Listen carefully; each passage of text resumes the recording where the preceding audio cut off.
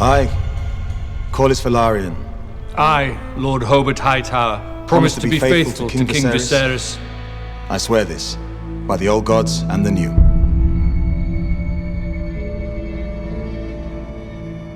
Westeros is basically a feudal society. It's ruled by many noble houses, some of them going back hundreds or even thousands of years. Two of the biggest players are the Velaryons and the Hightowers. The Hightowers are from a very ancient, wealthy, powerful household who have been front and center of politics for hundreds of years. The Hightower sigil has a torch on it, and their motto is "We light the way." That comes across within the characters of the Hightowers.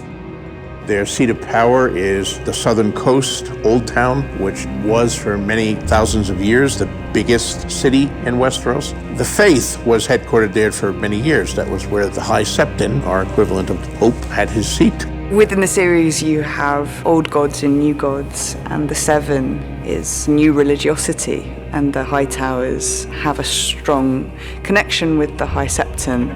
When we first open the series, Otto Hightower is Hand of the King, and I think there's a Hightower fire there. There's a saying, when the king eats, the hand shits. He steers the small council on the king's behalf when it's necessary and ensures the king's wishes are enforced. Otto's an advisor, but Viserys is quite suspicious of him.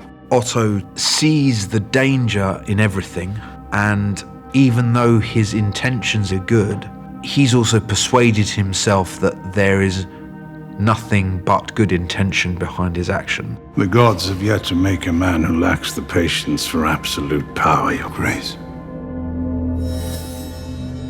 The Velaryons are of Valyrian blood, from the freehold of Valyria, the mightiest empire in the west.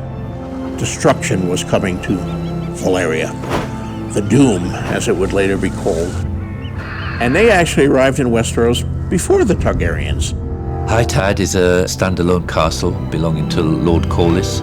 He's master of ships. He's the greatest sailor of the land. He's the one who's done these famous 9 voyages. The Velaryons control the greatest and strongest fleet.